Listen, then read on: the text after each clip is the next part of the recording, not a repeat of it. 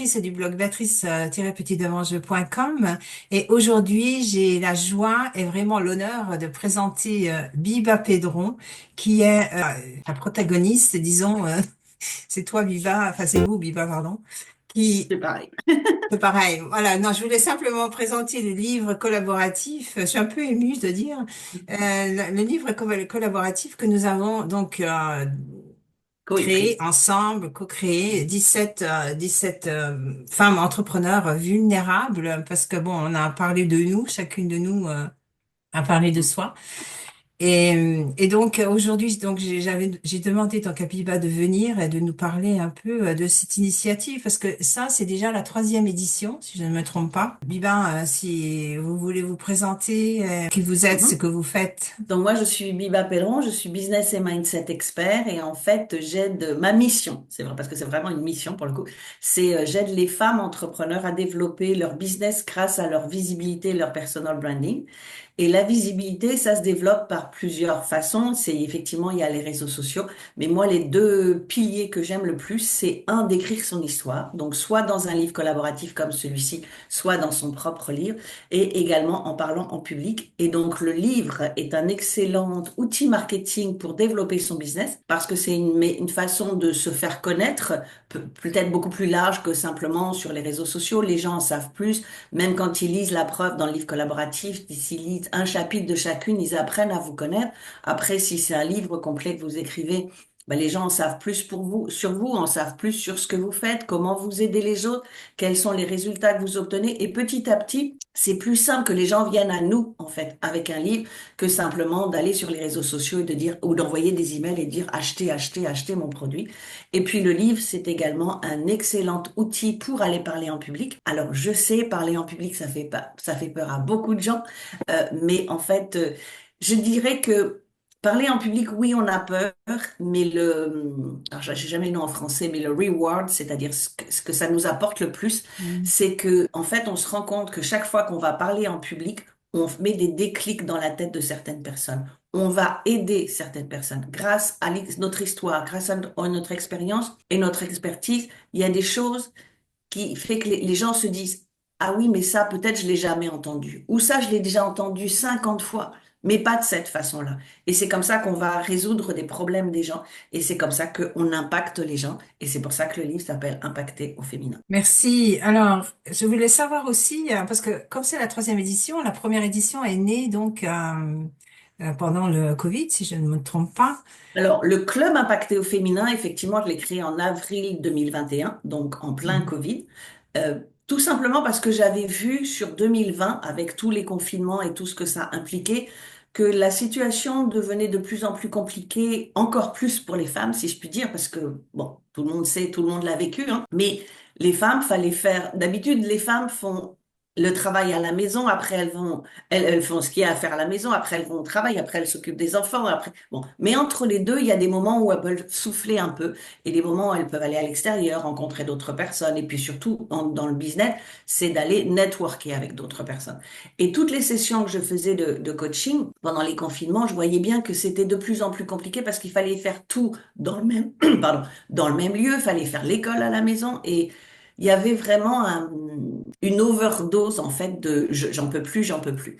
Donc, ce qui fait que je me suis dit, parce que ce club-là, j'y pensais depuis déjà un certain temps, mais j'arrivais pas à trouver le bon moment. Et là, je me suis dit, je crois que c'est le bon moment pour aider les femmes, pour souffler justement, parce qu'elles resteront à la maison, mais au moins elles auront cet espace pour souffler avec une communauté de femmes entrepreneurs qui les comprendront.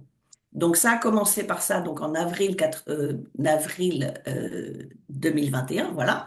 Et puis en septembre 2021, bah, j'ai fait le sommet Impacté au féminin. Et donc le livre, le temps que le club se lance, le livre est arrivé. Le premier livre est sorti en juin 2022, qui était spécialement sur l'entrepreneuriat, puisque c'était le premier, hein, comment les personnes sont devenues entrepreneurs. La deuxième série, ça a été plus sur le mindset, comment le être entrepreneur a changé leur mindset. et comment, grâce à leur nouveau mindset, maintenant, elles peuvent changer le mindset de leurs clients. Et cette édition de cette année, en tout cas de 2024, c'était justement comment le fait de créer un business a Hmm. transformé vos vies, à vous, co-auteurs, et comment, grâce à cette transformation, vous pouvez maintenant amener cette transformation à vos clients. Parce que moi, je dis toujours qu'en fait, on vend pas un produit ou un service, on vend une expérience et une transformation. Et là aussi, c'est la partie la plus importante, hein. Moi, j'ai dit effectivement, mon slogan, c'est que j'aide mes clientes à doubler ou tripler leur chiffre d'affaires en 90 jours. Bon, je suis contente qu'elles le fassent parce elles viennent vers moi pour ça. Mais pour moi, la partie la plus importante, c'est comment, grâce à leur business, elles transforment leur vie. Pas simplement les 3, 6, 12 mois où on travaille ensemble, mais pour le reste, c'est-à-dire qu'elles apprennent les fondations, elles apprennent des moyens de faire des choses, elles apprennent à travailler mieux sans travailler plus, mais en étant plus productives, en ayant les bonnes stratégies. Et ça change la donne pour le reste de sa vie.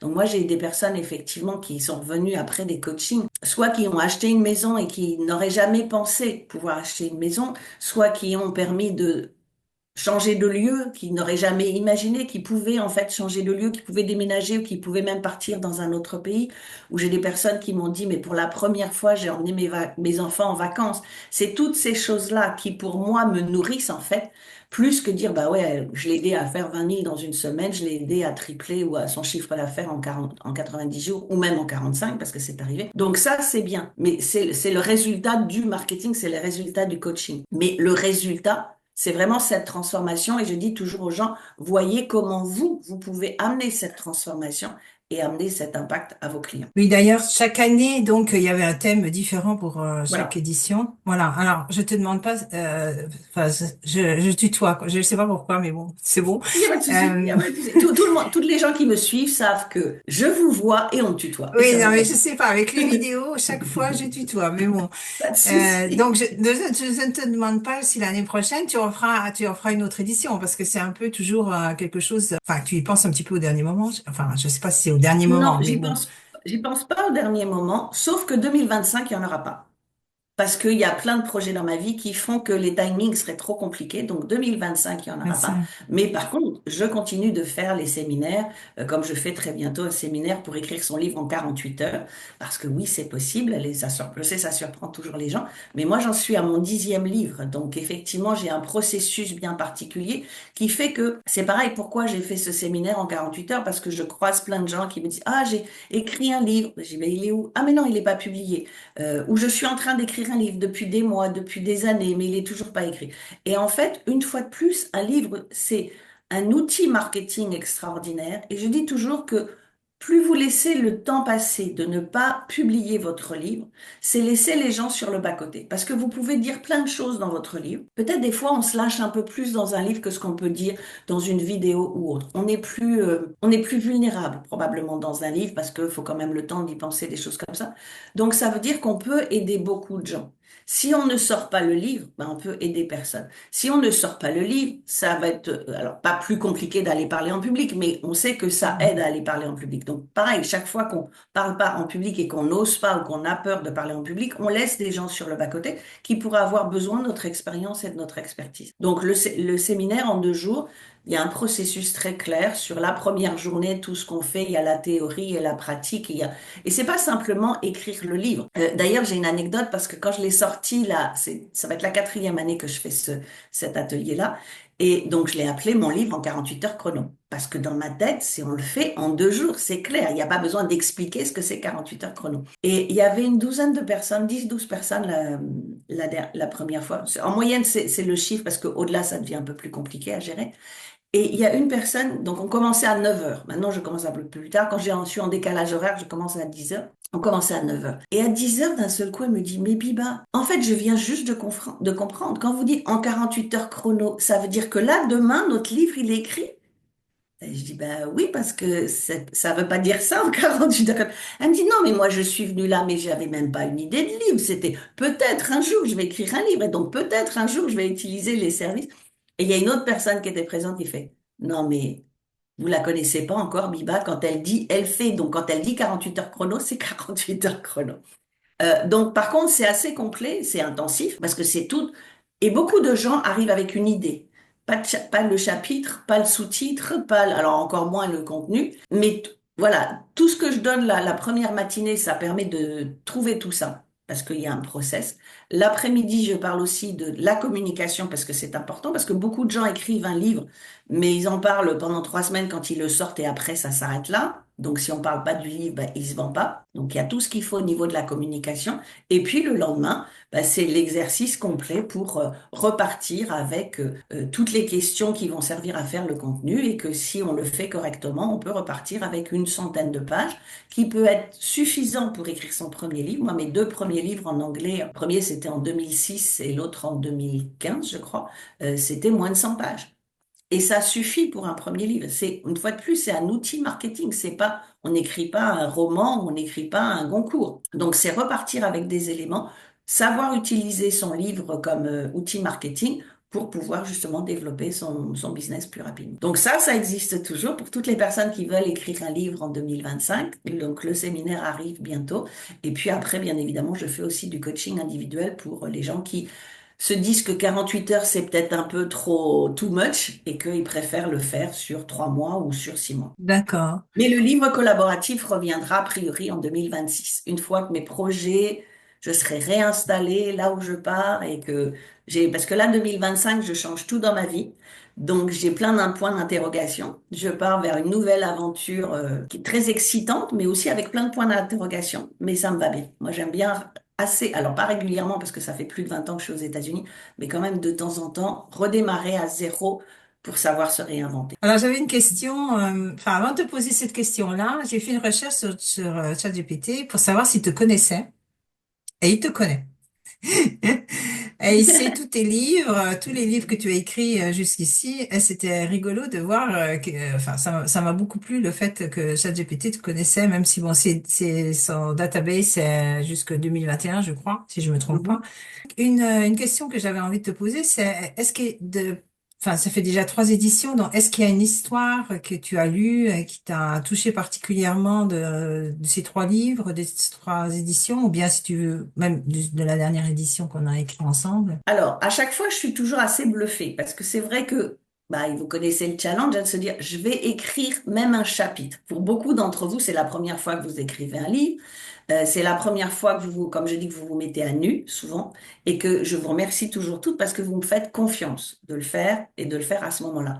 Donc, il y a toujours des moments, parce qu'effectivement, certaines, je vous connais, nous, on s'est rencontrés, on se connaît depuis, sur le net, en Zoom depuis 2019 avec le coaching, mais on s'est rencontrés vraiment à la sortie du livre. Donc, c'est pareil, les autres, je les connais plus ou moins, mais on se connaît pas. Donc, je sais pas ce qui s'est passé dans votre vie, je sais pas ce qui vous a amené. Donc, il y a toujours beaucoup de choses parce que là, ça va loin, en fait, de se dévoiler. Donc, c'est assez rare qu'on se dévoile de cette façon-là. Et c'est ça que j'aime aussi parce que plus vous vous dévoilez, plus vous êtes vulnérable et plus vous aidez d'autres personnes à se dire, ah, bah, si elle le dit, il lui est arrivé telle et telle chose, moi, je peux le dire aussi. Donc, il y a plein d'histoires à chaque fois. Je me dis, waouh, ou quel parcours, ou quel ceci, ou quel cela. Vous, dans votre histoire, j'en connaissais un petit bout, mais toute la partie en Italie, je la connaissais pas. Moi, on s'est rencontrés, vous étiez en Australie, donc moi, votre histoire, elle démarrait en Australie, mais toute cette partie-là, j'ai dit, waouh, mais je savais pas tout ça. Plus fraîche, c'est dans la dernière édition, dans l'événement qu'on a fait au mois de novembre, et qui m'a fait finir en pleurs, bien sûr, Mm. c'est celle de d'Annick. Bon, alors elle est passée la dernière, c'était pas fait exprès ni quoi que ce soit, mais elle avait une histoire. Parce que c'est pareil, dans son chapitre, elle dit des choses, mais elle a pas tout dit. Et c'est pour ça que je dis, hein, quand elle nous racontait son histoire, que on disait qu'elle allait mourir à 1 mois ou à une semaine, et que après on lui dit à 6 mois, après à 1 an, après elle parlera jamais, après elle fait un bac+6, elle nous sort, j'ai un bac+6. C'est comme, voilà, il y a plein de choses. Et en fait, son histoire, c'est, OK, j'ai un bac+6, mais moi, mon truc, c'est que je veux faire le ménage. Et là, tout le monde se dit, bah, elle est pas bien, comme tout le monde lui a dit quand elle raconte l'histoire. Mais attends, t'as pas fait un bac+6 pour aller faire des ménages. Si, parce que c'est ma mission. Alors on peut se dire, bah, OK, c'est bizarre. Mais après, elle nous explique quand même qu'elle a un staff de plusieurs personnes et que je crois qu'elle avait dit qu'elle avait 20 personnes. Donc c'est pas juste je fais moi des ménages, mais comment j'aide d'autres femmes africaines à sortir de leurs conditions, peut-être leur permettre d'être femmes de ménage, comme elle dit, des femmes qui sont invisibles, et c'est vrai si on regarde partout. Alors c'est marrant parce que quand elle a dit ça, les femmes invisibles, moi, je me suis dit, mais ça dépend comment on regarde les gens. Parce que moi qui voyage beaucoup, je vais beaucoup dans des hôtels. Et quand on est en France, c'est des femmes africaines. Quand on est aux États-Unis, c'est plutôt des latinos ou autres, ou même des africaines. Et en fait, moi, je les vois toujours. Et pour moi, c'est important de leur dire bonjour, de leur parler, parce que les gens, on a tendance à les ignorer. On les voit avec leurs petits caddies, là, les draps dessus, les machins, les savons. Mais il y a plein de gens qui passent à côté sans les voir. Et ça m'a tilté quand elle a dit ça, parce que je dis, moi, je les vois tout le temps et je leur parle tout le temps. Donc, que sa mission à elle, c'est de dire, voilà, j'ai trouvé un moyen d'aider d'autres femmes africaines et qu'elles soient reconnues dans leur métier et pas juste invisible. Et ça, à partir de je devais mourir à la décence ou je devais mourir au bout d'une semaine, c'est un parcours quand même assez incroyable.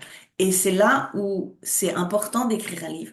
Parce que, et comme elle disait, en plus, elle a toute l'histoire avec son père qui écrivait des livres et c'est un peu, pas une revanche, mais elle voulait prouver quelque chose à son père qui, a priori, l'a quitté il y a pas très très longtemps.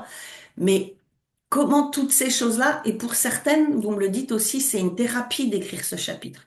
C'est comme une thérapie d'écrire son livre. Et après, il y a des choses qui ressortent, il y a des choses qu'on n'osait pas dire, il y a des choses que, pour certaines, certaines m'ont dit, mais j'ai même pas montré le livre à ma famille. Parce qu'ils vont être surpris de ce qu'ils vont lire dedans si jamais ils le lisent. Et ils veulent même pas montrer et c'est même pas d'être fier, regarde, chez un livre. Pour certaines, oui, mais pour d'autres, m'ont dit, mais non, mais je l'ai toujours pas montré à mes parents, je l'ai toujours pas montré à mes frères et sœurs, et ils vont être surpris. Donc, c'est se dire que j'ose faire des choses, j'ose être vulnérable pour aller impacter les autres. Et moi, il y a toujours des moments où c'est plus compliqué que d'autres. Et voilà. Puis j'ai fini en pleurs le 19 novembre sur scène parce que ça prend tellement. Et puis en plus, ça faisait 6 mois qu'on travaillait dessus. Donc c'est ça y est, là, l'événement est fini. L'organisation de l'événement, ça prend du temps. Il y a du stress aussi parce qu'il y a toujours des trucs behind the scenes que les gens ne voient pas, mais que moi je vis. Oui, Et là, en plus, elle était la dernière à passer parce qu'elle est le chapitre 17. Et là, allez, je peux, let's go. C'est bon. Donc, non, mais voilà, c'est surtout cette vulnérabilité qui est importante et qui peut aider les autres. c'est vrai, nous, on n'a pas vu toute la préparation qu'il y a dans tout ça, Non. et même l'organisation sur Paris, etc. Oui, c'est énorme. Enfin, moi, je peux imaginer parce que L'année dernière, par exemple, en 2023, oui, l'organisation était encore plus compliquée. C'est-à-dire, c'était très, très compliqué à cause des Jeux Olympiques et toutes les salles qui avaient doublé, triplé, fait du fois 7 fois 8 c'était, et que, en fait, la salle, elle a été trouvée, pas la dernière minute, mais pas loin, et que la veille, à minuit, on était à deux à travailler encore dessus parce qu'il nous manquait plein de choses que la salle ne nous avait pas fournies. Donc, il y avait plein d'administratifs, plein de choses jusqu'à la veille minuit. Donc, il se passe plein de choses, mais comme chaque fois qu'on organise un événement, il se passe plein de choses. Et puis après, bah, c'est du stress sur le moment. Puis après, on se dit, bon, allez, ça va pas recommencer l'année prochaine. Donc, ça a été plus simple cette année. Donc, donc voilà. Mais voilà, mais à la fin, je suis contente de le faire parce que c'est tellement, c'est un moment important. Et le public aussi, on a bien vu comment le public a réagi. Donc, pour beaucoup, il y en a plein qui m'ont écrit après en disant, waouh, mais c'était génial, mais d'écouter toutes ces histoires, de rencontrer toutes ces femmes, ça me donne envie d'eux. Et voilà, si on a réussi à ça me donne envie d'eux, ben, on a gagné. est-ce qu'il y a je sais pas si on peut dire ça, s'il y a une évolution entre la première édition et la troisième édition, parce que c'est tout le temps différent, Évolution? disons. Oui, non, je dirais pas évolution parce que c'est des personnes différentes à chaque fois. Par contre, j'ai un peu le sentiment que les personnes se lâchent, entre guillemets, un peu plus, c'est-à-dire osent en dire un peu plus. Peut-être le fait d'avoir lu les précédents, de se dire, et je pense à Céline, Céline Roussel, hein, qui est avec nous cette année, qui l'année dernière avait organisé un événement à Lille ou à Roubaix, comme elle fait là le 24 janvier. Et en fait, c'était marrant parce que elle était venue à la soirée à la journée de lancement, parce que c'était dans la journée l'année dernière, dans la journée de lancement. Et puis bon, je l'ai rencontrée, mais très très vite, parce que dans ces cas-là, moi, j'ai pas trop le temps je suis tellement occupée que je vois beaucoup de gens, mais j'ai pas le temps de vraiment parler malheureusement à beaucoup de gens. Et donc, elle me demande juste si ça m'intéresse, qu'elle aimerait faire un événement dans ses locaux à Roubaix. peu de temps après, donc j'ai dit oui. Et donc on fait l'événement à Roubaix, et là, à la fin, c'est elle qui dit, mais je serai dans la prochaine édition. Et j'ai dit, mais j'ai pas encore décidé quand serait la prochaine. Elle me dit, c'est pas grave, je serai dans la prochaine édition. Et donc elle dit bien que elle l'a vu de l'extérieur. Après, elle a vu l'édition numéro 2 en se disant, ah, j'y vais pas, j'y vais pas, puis qu'elle l'a raté en se disant, non, non, mais la numéro 3 faut y aller. Et je pense que le fait que chacune, plus ou moins, vous lisez les précédents, je pense que ça permet d'aller plus loin dans l'écriture, d'oser plus, de dire plus de choses. Et pour ça, je pense que ça impacte un peu plus à chaque fois. Est-ce qu'il y a une dernière chose que tu voudrais ajouter, tu voudrais dire une chose que tu n'as pas dit, que j'ai pas pensé demander aussi peut-être? Non, en fait, si c'est par rapport à écrire un livre ou participer à un livre, c'est quand même quelque chose que je recommande en permanence. Moi, je dis toujours, hein, le premier, je l'ai écrit en 3 mois, en fin 2005 et il est sorti début 2006. Je l'ai écrit en 3 mois et je l'ai écrit de la première à la dernière page, c'est-à-dire que je l'ai même écrit à la main, pas nécessairement tapé à l'ordinateur et après je l'ai retapé à l'ordinateur. Et je pensais que écrire le livre, c'était la partie la plus compliquée. Comme beaucoup de gens pensent que d'écrire le livre, c'est la partie la plus longue. Et donc, déjà, quand je dis que je l'ai écrit, moi, le premier, en 3 mois, tout le monde me dit, bah, c'était déjà assez rapide. Moi, ça m'a paru long. Mais en fait, je m'étais donné pendant 3 mois, j'ai dit, j'écris 4 heures par week-end. Peu importe si c'est 4 heures samedi, 4 heures dimanche ou 2 heures, mais je m'étais imposé 3 mois, les week-ends, d'écrire 4 heures. Et c'est comme ça que j'ai pu le sortir. Effectivement, ça paraît compliqué. Mais en même temps, une fois de plus, c'est tellement une thérapie pour certaines choses. Alors, à part si on écrit que du technique ou des choses comme ça, mais dans tous les livres, a priori, il y a une partie de soi quand même. Il y a une partie de son histoire. Et chaque fois qu'on raconte une petite partie de son histoire, parce qu'on va pas tout dire, dans mon premier livre, j'ai pas tout dit. J'ai parlé du fameux rêve américain. Oui, quand j'étais petite, je disais que j'allais vivre aux États-Unis. On m'a toujours dit non. Et regardez-moi, ça fait plus de 20 ans que je suis aux États-Unis. Donc oui, cette partie-là, elle était facile. Mais au fur et à mesure des autres livres que j'écris, il y a des morceaux de vie qui sont arrivés petit à petit, parce qu'aussi on prend plus confiance, et plus on prend confiance, plus on est vulnérable une fois de plus. Et ça, j'aime ce mot vulnérable, parce qu'en fait, il y a des années, j'avais une coach qui disait plutôt, plus vous êtes vulnérable, plus vous faites de l'argent. Alors, elle le disait en anglais et j'arrivais pas à comprendre. C'est-à-dire que je comprenais ce qu'elle me disait, mais j'arrivais pas à comprendre le sens.